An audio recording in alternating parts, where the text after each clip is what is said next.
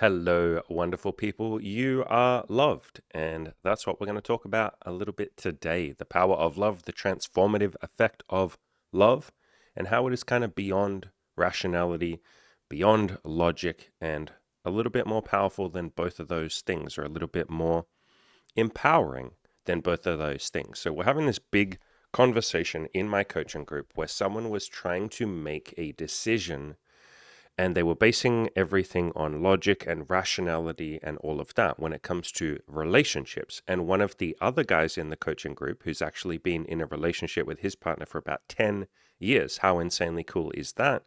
You know, more than Imogen and I have been together. This guy who's been together with his girlfriend for 10 years was saying, look, man, when it comes to relationships and when it comes to marriage and when it comes to all of that stuff, we don't always base our decisions 100% purely on rationality and mathematics. There is the matter of the heart. We are emotional creatures. We are love-based creatures. We listen to our heart a lot of the time.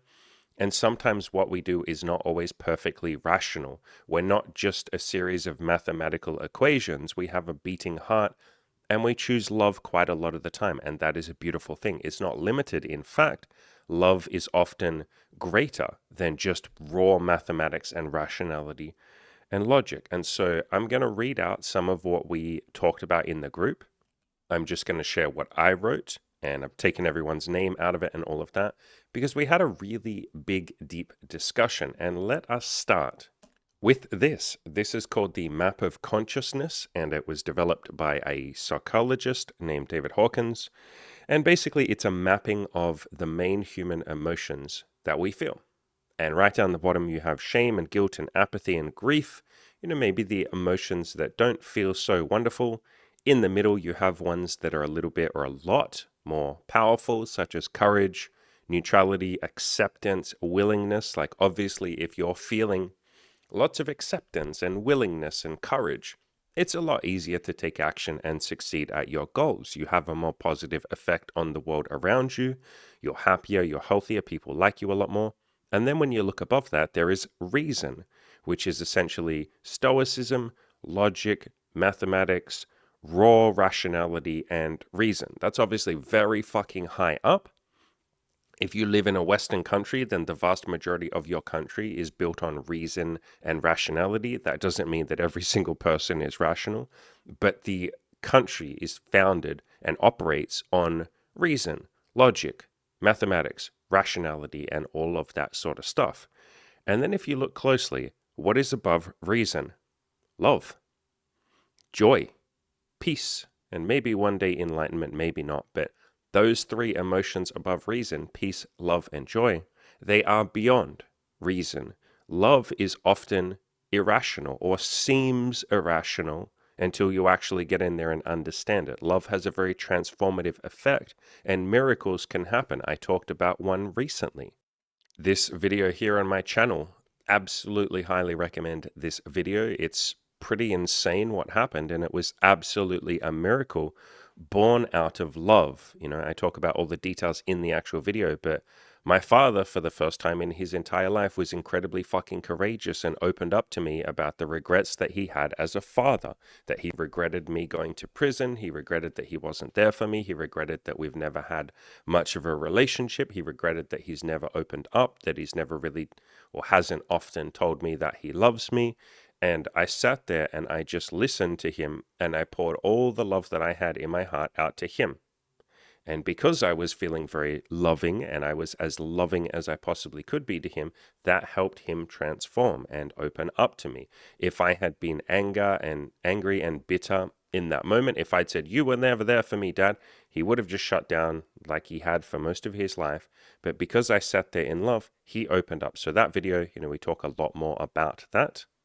But love is able to work miracles. So let's talk a little bit about that. And I have a story for you at the end of this video that might blow a few of your minds, because it is absolutely not what you expect would happen. And it is absolutely a story about the miracles that can happen when we have a little bit of love and when we give a little bit of love out to other people, or when we make some decisions based on love rather than just pure raw reason, logic, and mathematics. And obviously reason, logic, science, mathematics, Those things are incredibly beautiful. Like, again, most of Western society and a lot of other societies is built on reason and logic and stoicism and all of that.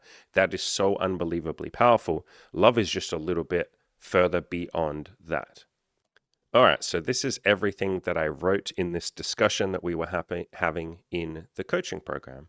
So I showed everyone the map of consciousness. They're all familiar with it. We bring it up quite a lot. There's even a chapter on it in my Play to Win video course. You can see that there's quite a few things above rationality, mathematics, etc. Yeah, like I said, peace, love, and joy.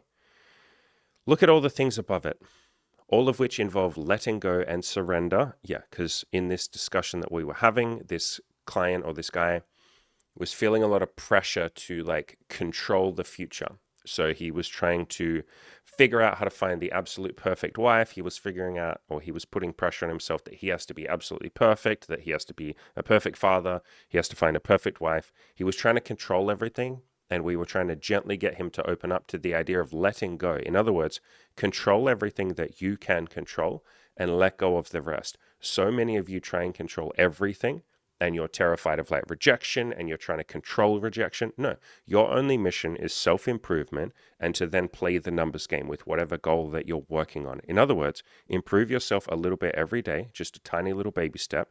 Go out and do that thing every single day. Like that might be talking to a woman, that might be going to the gym, that might be asking people for money if you're building a business. It might be doing content like I do. So play the numbers game, do the thing a lot, improve at it a little bit every day, and then the rest is left up to fate. It's none of your fucking business whether or not someone says yes or no to you. Frankly, it's got nothing to do with you. They either like you or your product or they fucking don't. It has more to do with what they want and their preference. They are a sovereign individual who has the right to choose what they say yes to and what they say no to. That's none of your fucking business whether or not they say yes or no. It's entirely up to them. You can influence that to a tiny extent by making yourself a better product or offering a better product or, improving. And then by playing the numbers game and talking to a lot of people and seeing who wants the thing that you're offering or the thing that you're asking. But you got no fucking control over each individual person. That's entirely on them, whether or not they want to say yes or no to you. So that's what we were trying to get across to this guy when I talk about letting go and surrender. Surrender is not giving up. Surrender is surrendering to the fact, to the truth that you don't have 100% control, as I said here. You don't have 100% control over everything in the entire world. You just don't. You're not that fucking important. None of us are that fucking important, even though our beautiful little egos want to tell us that we are. Our little brain wants to say, you can control everything. You're super important. You're the best person in the entire world.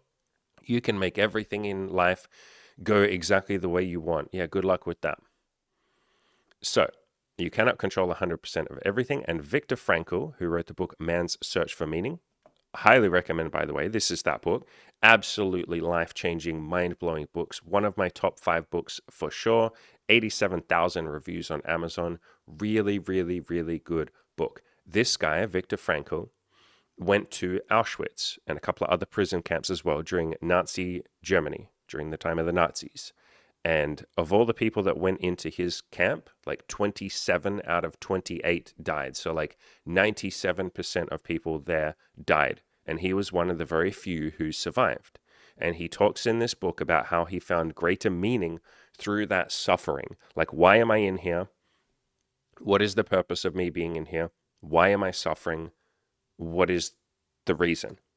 And through that process, he came to see the transformative effect of love. He came to see how important love is in each of our lives. And he took that and used that in his psychiatry. So he was a psychiatrist and a psychologist, and he used that. And in this book, he talks a lot about the transformative effect of love, which is something that I try and do in my content and in my coaching. And as a coach and as a content creator, but especially as a coach, because you get to work with people one-on-one and in groups sometimes, man, the power of love is absolutely insane. It's something that I try and do with every single piece of content I didn't always do that, but in the last couple of years, I'm trying to insert as much love as I possibly can. I'm trying to love all of you as much as I possibly can.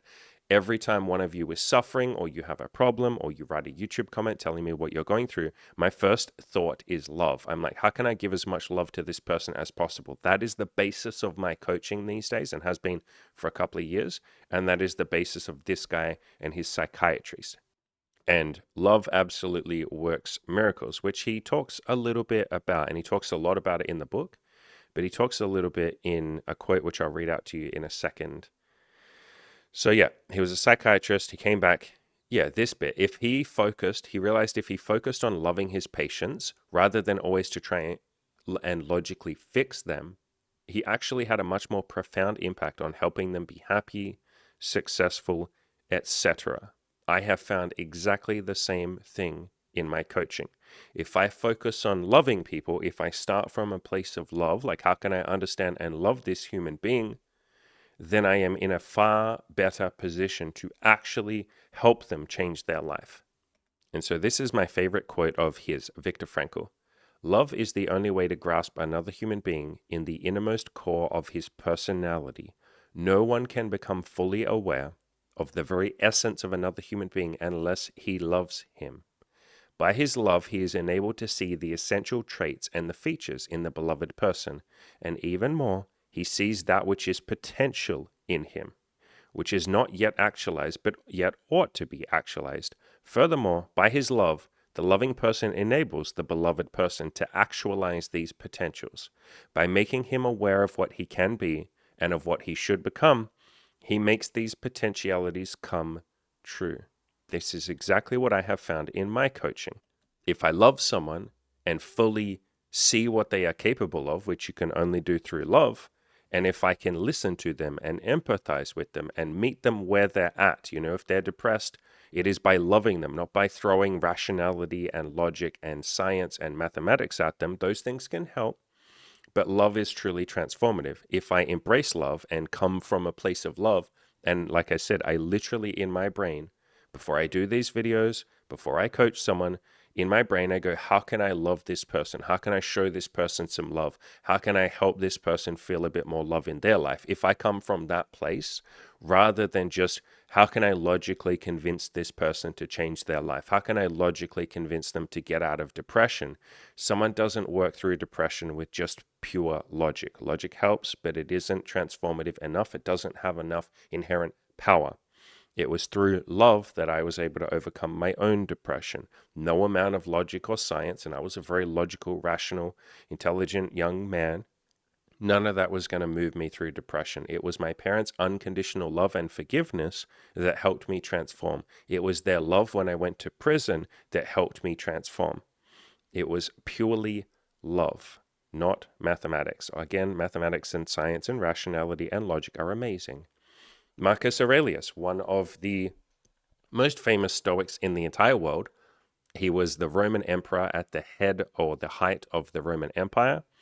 He was absolutely a Stoic. In fact, his book or his diary called Meditations is a book on Stoicism. So he was someone that was incredibly rational and logical. That's his entire diary or book, Meditations. It's all about rationality and science, but he talked a little bit about love. He talked a lot about love, actually, especially in Meditations, and he talked about loving nature, which Byron Katie says the same thing, loving what is. So when he says loving nature, what he means is loving the way that things are right now. If the current reality is, I don't know, let's pick something random. If your current reality, like you listening, is that you're 50 pounds overweight, like you want to lose 50 pounds, love that. That is the current reality. Don't sit there and argue with it and say it's not fair, it shouldn't be like this, I'm the victim, this sucks, I'm never going to change. Like, that's you fighting reality or fighting nature. Part of overcoming something or fixing it is accepting it. I talked about this in a video. This video here called Accept Where You Currently Are, Then Improve It, the map analogy. And you can search my channel for the word map and you'll find this video. I literally said, how do we improve something? We start by accepting where we currently are. That's why you'll hear me say, give yourself permission to suck. Like, Accept where you are right now. If right now you don't feel like you're very good at something, you feel like you suck at it, then let's accept that. Let's embrace that current reality. I'm not brilliant at this thing that I want to be good at. Cool. What do we want to do about it? What do we want to do next? But if you sit there and fight it and say, I'm not good enough, but I should be, you're then not in a position to actually change it. You're wasting energy and time arguing with the current present reality. So Marcus Aurelius talked a lot about loving nature and accepting where you currently are and letting go of the things that you cannot change. Byron Katie talks about the same thing in her book, Loving What Is. A couple of quotes on love from Marcus Aurelius. Adapt yourself to the life you have been given and truly love the people with whom destiny has surrounded you. If you wish to be loved, love. In other words, you go first. Gandhi said, be the change you want to see in the world. Byron Katie says, pick up your socks.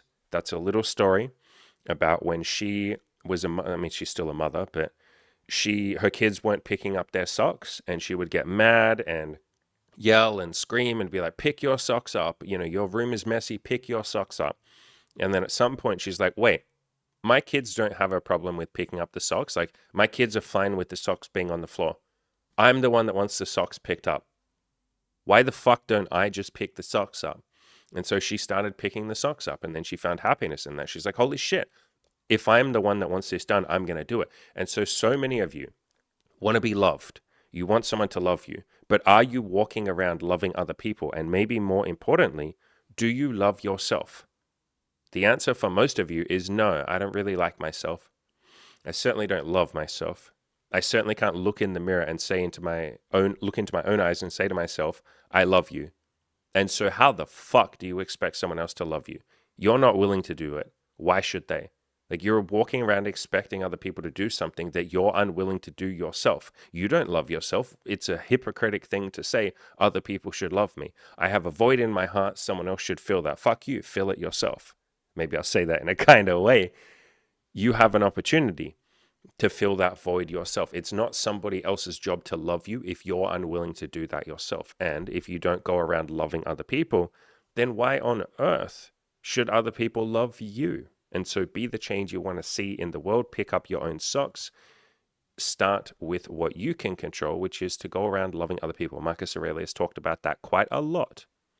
Mother Teresa, my woman, Mother Teresa. Oh my God, I love Mother Teresa. I've done quite a few videos about some of her quotes recently.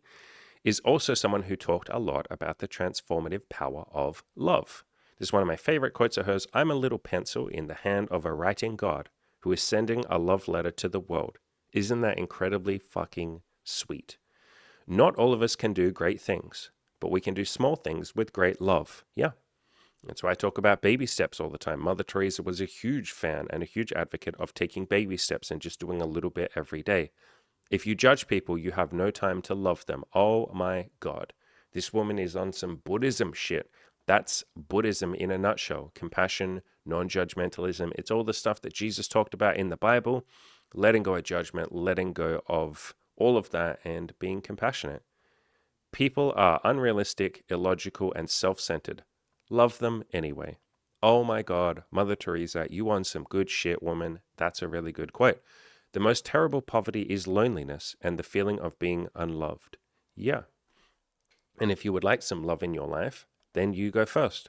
Love yourself. That's why I talk about writing a list of 50 things about yourself that are likable. That's you falling in love with yourself.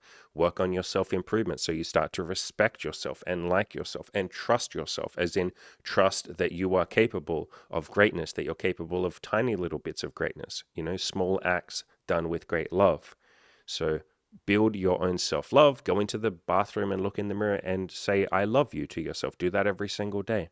Have one loving thought towards yourself every day. Something that I do with every single person who signs up for my coaching program, or everyone who does one of those $200 coaching calls, is I get you to fill out this question when you apply to do a call with me. Let's get into a great headspace. Tell me 2 things about yourself that are awesome. And if you struggle with this, that's okay. Just say 2 things you're grateful for. So I like to have people get into a nice little headspace where they're practicing a bit of self-love. They're feeling kindness and compassion towards themselves before they even get on a call with me. And I get them to say 2 things about themselves that are awesome. And people write some really cool stuff, I won't read out everything that this guy wrote, but, people have told me really beautiful things. Like, they're like, I like to volunteer at a homeless shelter, or I think I'm awesome or I'm likable because I help old ladies cross the street. I've had people tell me really nice stuff. So that's practicing a bit of self love. You could do that yourself every day. Just think of two things that are awesome or that are likable about you and slowly build that self esteem, one brick at a time. More quotes from Mother Teresa when it comes to love. Work without love is slavery. We do not need guns and bombs to bring peace. We need love and compassion. Yeah, preach, sister. I love it. But here is the good shit. Here is the juicy shit. Here is the amazing transformative power of love. And this is a very unexpected story. So, probably the best example of how love is more powerful and transformative than merely rationality or logic. Again, rationality and logic are incredible. Love is just a little bit more powerful when used correctly or used well. We're going to talk about Rudolf Hoss. This gentleman here, and I say gentleman, he was not exactly a gentleman for most of his life. He was the commandant at Auschwitz. And there was a recent movie made on him called The Zone of Interest, which was awarded or nominated, for 5 Academy Awards, and it won 2 Academy Awards. So that was all about this guy that we're going to talk about, Rudolf Hoss. And Rudolf Hoss was, like I said, the commandant at Auschwitz. So he was personally overseeing and responsible for the death of over 1 million people at Auschwitz. Stop and think about that for a little second. Personally responsible, overseeing the death of 1 million people. That's a big fucking number. That's not like he killed someone. It's not like he killed 5 people and we'd call him a serial killer. It's not like he killed 20 people and we'd call him crazy. It's not like he killed 50 and we'd go, holy shit, this guy's like Jack the Ripper. 1 million people. That's a number that my brain can't quite comprehend. He introduced the gas that they used to kill people, Zyklon B. He was responsible for making the death camps even more efficient. In fact, he pushed that and he wanted that. At one point, they were killing 10,000 people a day. Roughly 1 million people died as a direct result of his actions. It would obviously be very easy to hate and condemn this man and call him evil. That would be quite rational and logical, wouldn't it? It would be very easy to treat him awfully when he was awaiting his death sentence. And in fact, the people that caught him did beat him up a little bit. This is a picture taken when he was first arrested, and he obviously has a bloody nose. He was beaten up a little bit. So all of that would be very rational and logical, wouldn't it? He was also very psychopathic about it. He was cold. He was unapologetic. He even wrote a book called Commandant of Auschwitz. This book here, where he literally talks about how he did it, what he did it, how many people died, all the Polish people that he killed. And if you're not familiar, the Nazis killed a lot of Polish people. It's estimated they killed between 1.8 and 1.9, so almost 2 million non-Jewish Polish people, and then at least 3 million Jewish Polish people. So add that together, almost 5 million Polish people were killed by the Nazis. That's quite a fucking lot of people. And he was happy with that. He obviously didn't personally kill all of them, but he killed 1 million people. He oversaw 1 million people dying. And in this book, he's just almost quite cold and proud of how many people he and the Nazis killed. And he coldly just explains how he killed all of those people. He shows absolutely zero remorse, and he seems completely fine with his choices in life. But when he was in prison, so he went to prison in Poland, and remember, he and the Nazis had killed about 5 million Polish people. It would be pretty fucking easy to hate him, wouldn't it? Especially if you're a Polish prison guard. And yet, the Polish prison guards were kind and loving to him. They were nice to him, even after all he had done. They still showed him basic human decency, in other words, a bit of love. They could have beaten him, they could have tortured him. After all, it'd be fairly rational to be horrible to the person who helped kill over 1 million people and was part of a regime that killed 5 million of your countrymen. Half of them not even Jewish, half of them Jewish, like just insane. But instead, the prison guards, the Polish prison guards, chose to be decent and kind to him. Because of that, 4 days before he was about to be killed, he wrote this, and remember with what I'm about to read, Before this, he was extremely psychopathic and cold. He wrote the entire book about all the people that he'd killed, and it just seems like he's writing a book on accounting or something. He's like, on this day we killed 10,000 people, on this day we killed this many people, on this day we killed this many people, and yeah, we were trying to figure out a way to make it more efficient. It's just the most cold. I've read parts of it. It's so fucking cold and psychopathic. It's detached from reality. It's detached from any emotion. There is no sign of humanity in that book at all. So very extremely cold and psychopathic. This is what he wrote because the prison guards were nice to him. My conscience compels me to make the following declaration. In the solitude of my prison cell, I have come to the bitter recognition that I have sinned gravely against humanity. As commandant of Auschwitz, I was responsible for carrying out part of the cruel plans of the Third Reich for human destruction. In doing so, I have inflicted terrible wounds on humanity. I have caused unspeakable suffering for the Polish people in particular. I am to pay for this with my life. May the Lord God forgive me one day what I have done. I ask the Polish people for forgiveness. In Polish prisons, I experienced for the first time what human kindness is. Despite all that has happened, I have experienced humane treatment which I never could have expected, and which has deeply shamed me. May the facts which are coming out about the horrible crimes against humanity make the repetition of such cruel acts impossible for all time. That is the transformative power of love. All of the logic, all of the raw rationality in the entire world would not have brought him to this realization. He was very logical in his book when he's talking about how many people he killed. In fact, it was the extreme mathematical and engineering and efficiency and logic of the Nazi regime, which was maybe the most dangerous or scary part of it. They were extremely logical and mathematic based, and science and effort, efficiency and all of that stuff. The Hitler, the Nazi killing machine, was extremely fucking rational and logical. It is only something greater than that, such as love or humane treatment, or human kindness, which is love. Human kindness is just love. It was only that is going to have a transformative effect on someone like this. And obviously, this is a very rare fucking thing. Not every single Nazi had this kind of insane transformation, especially not the person responsible for millions of, or 1 million people dying. This is a beautiful, rare miracle, but it is only possible through love. Again, no amount of rationality, no amount of saying, you've killed 1 million people. Like, logically, you must know that that's bad, right? Like, logic isn't going to do jack shit there.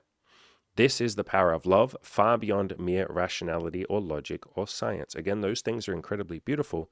Love just has a little bit more of a transformative effect. That's why people like Mother Teresa talked about go home and love your family, go outside and love your neighbor. It's why Jesus in the Bible, basically every major religion, or most of the major religions, talk about love, loving strangers, loving other people, being kind to them, being compassionate. You have a transformative effect. You never know the power of a simple smile or a bit of love or helping someone else or being kind to someone, or just someone's going through some shit and you're just there for them. You never know how much that will change that person's life and how much that will come back to benefit you.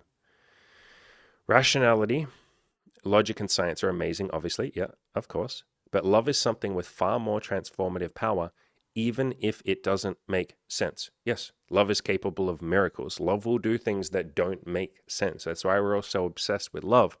A lot of what people talk about with love is really sort of attachment and neediness. Like a lot of I'm not talking about love movies like chick flicks and romantic comedies and stuff. That's not love. A lot of the time, that's like the attachment and like infatuation and obsession and neediness and all of that. We're just talking about pure fucking love, like unconditionally giving.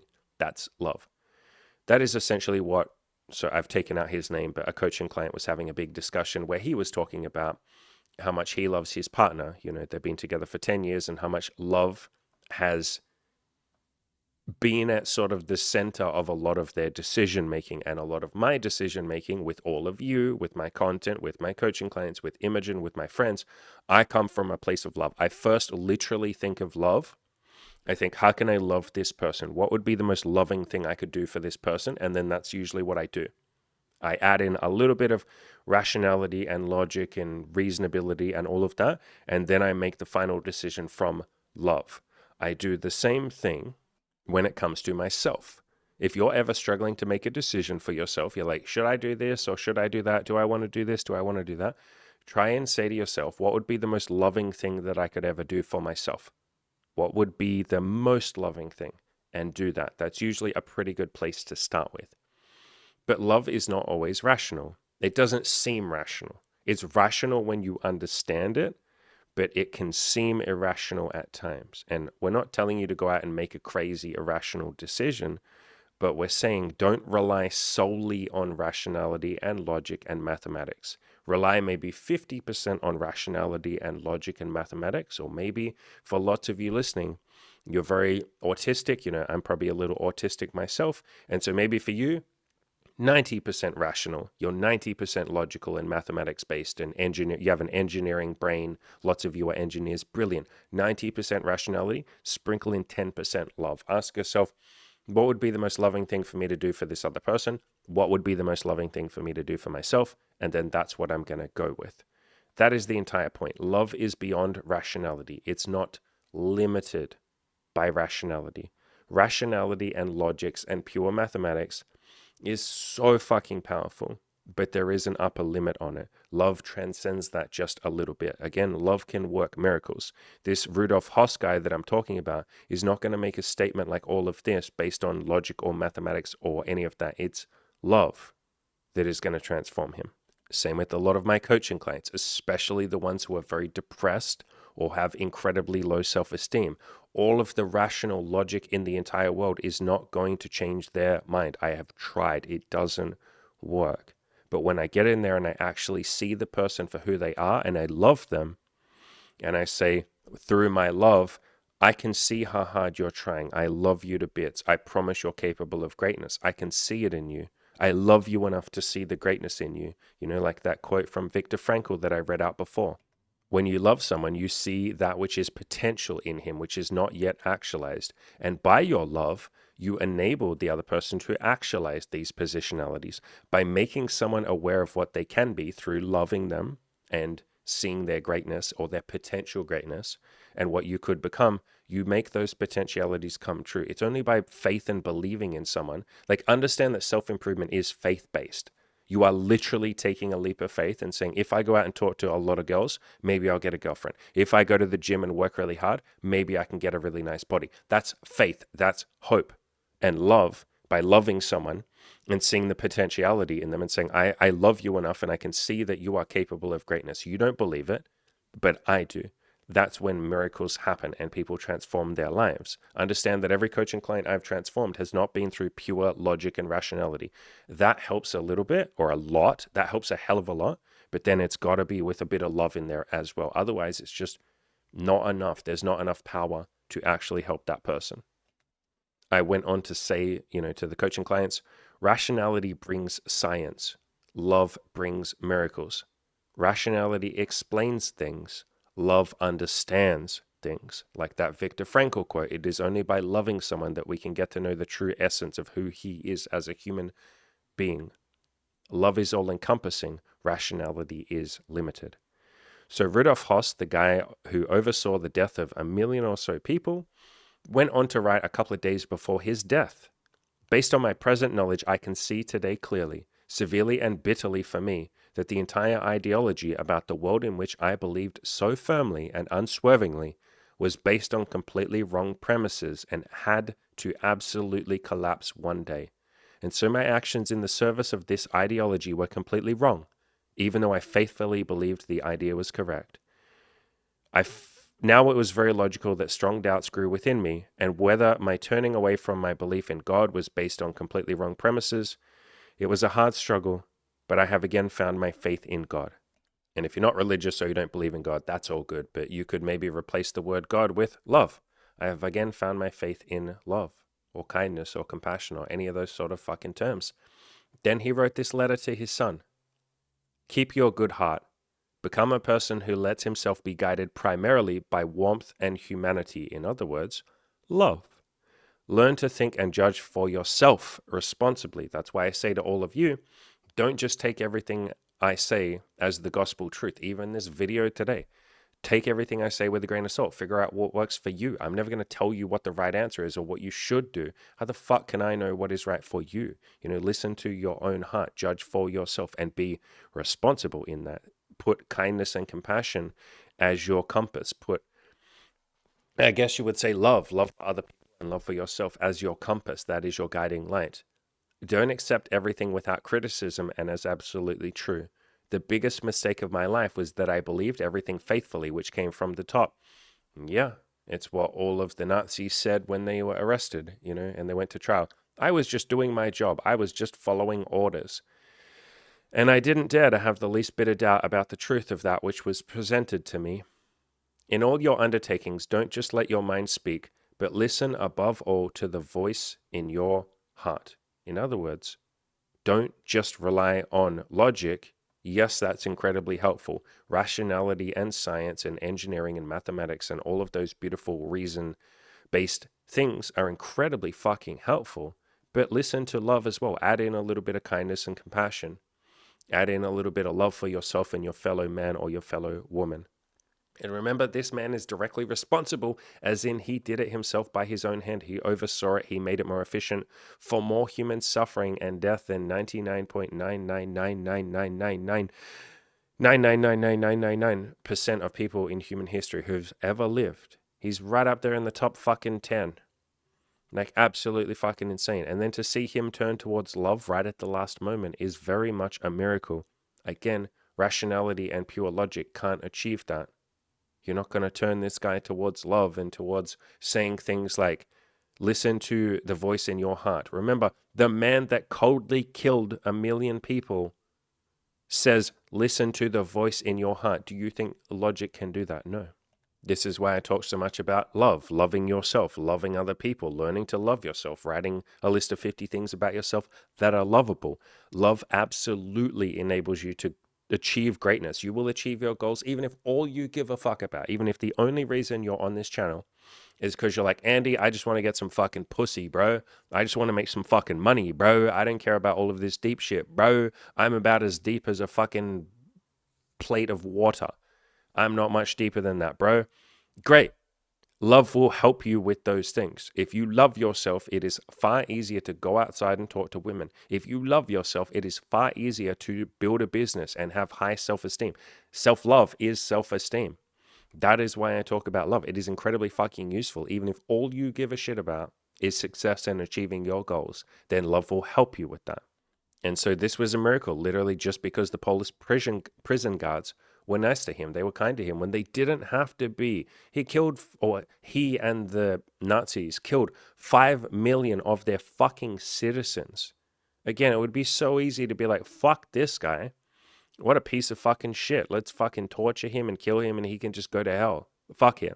That would be very easy. That would be very rational. It even makes rational sense. Yeah, he killed 1 million people and he and his fucking cronies, he and his buddies and Hitler and Himmler and Joseph Goebbels and the Angel of Death, I always forget his name, whatever he was called. All these fucking people, contributed to the death of 5 million of our countrymen. Fuck him. That would be very rational. But they showed him some love. The basic human kindness, which is love, obviously. That is love. It's far beyond rational logic. The Nazis were obsessed with logic and rationality and being extremely efficient and all of that. In fact, they were blinded by it. But when that was met by love, it couldn't compare. So, how do you get a little bit more love in your life? Like I said, doing a list of 50 things about yourself that are lovable is a really good place to start. Going into the bathroom, looking in your own eyes in the mirror and saying, hey, buddy, I love you. That's a pretty good place to start. I do that every single day. I have done for the last 3 years at this point, and that's been incredibly freaking helpful. Other things that might help you. This book can be extremely helpful. It's called You Can't Afford the Luxury of a Negative Thought. That helps a lot with self-love. My Play to Win video course has a bunch of chapters on building a winner's mindset, building a happy, loving mindset. Mother Teresa books have a hell of a lot of love put into them. Probably this book is a good one to start with. It's called No Greater Love. And even if you're not religious, even if you have no interest in concepts like God and Christianity and Catholicism, don't worry. I'm not religious either. I have interest in Catholicism. I think there's a lot to learn from it. But I'm not religious at all. And I promise you, these books are not preachy. She's not someone that was preachy. She talks about love. She mentions God a hell of a lot. It's clear that she's absolutely in love with God and Jesus and all of that. But this is a book purely on love, and you can take a lot from it when it comes to love. On top of that, practicing gratitude. This is something that I have in my Play to Win video course. There's an entire chapter on gratitude. But the more we're able to be grateful to ourselves, to other people, to people that we're in a relationship with, to people that we're having sex with, to friends, to family, all of that shit, the more we practice the more we practice gratitude, the more love we feel. Gratitude is just an expression of love. It is an act of love. You can do acts of kindness for yourself. You can do acts of kindness for other people. There's a million ways to feel more love in your life. But as Mother Teresa used to talk about, if you want more love, be more loving. Marcus Aurelius said that. If you want to be loved, then love. In other words, do acts of love for other people. Or you can even just have the intention of love in your head, which, like I said, is something I do with every one of these videos. I'm literally thinking it right now.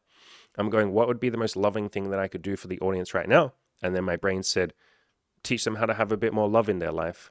And so that's what I'm doing right this second. So every time you're hanging out with a friend, or you're on a date with someone, or you're with your family, or you're just talking to a fucking stranger, or whatever you're doing, in your mind, you can think, how can I show this person a little bit of love? I don't have to do anything crazy. Just how can I show them a bit of love? If my friend is going through something tough right now, how can I show them a bit of love? Or you yourself, if you're having some negative thoughts, or you're stressed, or you're tired, or you're grumpy, or you're having doubts, or you think that women or men are never going to love you, or whatever of that stuff that you might be feeling, just literally say to yourself, how can I show myself a little bit of love right now? And then just do that. Whatever comes into your head, do a little bit of that. So just have the intention of love, and that is how you have more love in your life. And like I said, love is incredibly empowering. The only reason I'm a half decent coach is because I literally think, how can I love this client? How can I show them a little bit of love? How can I transform their life through a bit of love? What would be the most loving thing I could say to them right now? I do that with all of your comments when I reply to you in the YouTube comment section. I'm literally thinking, what would be the most loving thing that I could write to this person? How could I help them the most? How can I show them the most amount of love? I think that with my family. I think that with women that Imogen and I date and sleep with together. I think of that with myself. I'm just always bringing it back to love. Again, rationality and science and logic are so fucking beautiful and so incredibly helpful. But love is just one little step beyond that. So there you go. That's my TED Talk. Thanks for coming to my TED Talk about love and the transformative effect of love. It's a really beautiful thing. And guess what? I didn't even say this, but when you're more loving and when other people are more loving to you in return, it fucking feels nice. I didn't even say that. Like logic and rationality and science can be great, but they can be a little bit cold. They can be a little bit cold, a little bit clinical. Sprinkle in a little bit of love in there as well. Holy fuck, bro. Your little heart warms up. You're like, oh, love feels nice. Like a lot of you, when you leave a comment and I write a comment back to you, I'm curious. Like, tell me, I'd love you to leave a comment right now. Tell me how you feel when I reply to your comments. Like, how do you feel? Genuinely, how do you feel? Do you feel, and I don't want to bias it, so I won't say anything, but just how do you feel when I reply to you? And now that you know, I'm thinking of love when I reply to you. I'm trying to be as loving to you as I possibly can. Maybe that gives you a sense of why you feel the way that you feel when I reply to your comments. And that's, what my coaching program is like. That's how I try and make all of my coaching clients feel. That's how I make women that I sleep with feel. And so think of how you feel when I reply to your YouTube comment. And maybe not every comment is going to be like this, but most of the time you probably feel some sort of love. That's what women that sleep with me and date me are feeling, and my friends are feeling. Do you think that makes them more likely to want to stick around? That feeling that you get to feel, any of you that I've replied to your comments, especially if I've written a really long reply and given you lots of love and lots of feedback and all of, lots of advice and actionable steps, think how you feel in yourself. Now imagine that the women that I'm dating feel like that too. Do you think that makes them want to stick around a little bit more? Yeah. That's why I talk about love. Like love is a hell of a big thing that you're giving. If you're just fucking nice to people, or you're grateful to people that you're sleeping with or dating, holy fuck, they want to stick around because they feel good. Your friends want to stick around with you. Your friends want to be friends with you more. So love is incredibly fucking useful. It's far beyond the cold, rational, logical domain. And that is why I love love. And all of that feeling, if you'd want a little bit more of that, you're very welcome to come to my coaching program. That's obviously how you get to feel every single fucking day in the coaching program. I pour so much love into my coaching clients. I fucking love what I do, and that makes it very easy to love all of them. And all of you are so incredibly loving to me, and I'm so fucking grateful for that. That makes me want to help you more. It makes me want to do more of this content. You know, love makes the world go round. Love is the entire reason I sit down here and talk to you. It's not rationality. It's not mathematics. I could make way more money doing it in a far less loving way. You know I could. I think all of you know that. I'd probably make more money, but I wouldn't love what I'm doing. Actually, I'm not convinced I'd make more money.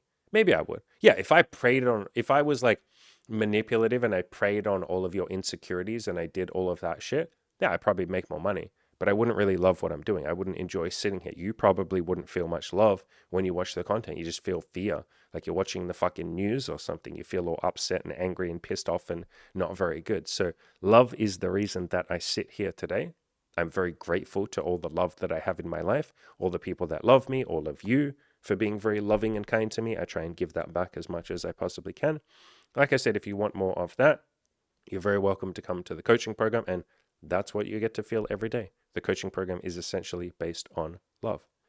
But go out there, ladies and gentlemen, go crush those goals and sprinkle in just a little sprinkle of love to yourself, to other people that you're talking to people that you're dating, to people that you're having sex with, to friends, to potential clients or customers or whoever you're interacting with. Give a little love to the barista at the coffee shop today. And yeah, I'd love to hear some comments from all of you. Feel free to maybe sprinkle in a little comment about maybe someone that you've given some love to today. Share a story with someone that you were loving with, even if it was just the barista. And all you did was in your mind go, I'm going to show this person a bit of love. And then just through that intention, you were like, hey, how's your day going? They were like, really good, thanks. And like, it doesn't need to be a miracle, but you just had a little bit of love in your heart or in your mind when you spoke to them. I'd love to hear those stories. Those stories genuinely make me feel a bit of love. So let's all go be a little bit loving. We'll be loving, peaceful, fucking nice little hippies who have a ton of sex, make a ton of money, make the world go around, and do some cool fucking loving shit. Let's get after it. Let's go for it. Let's go, go, go.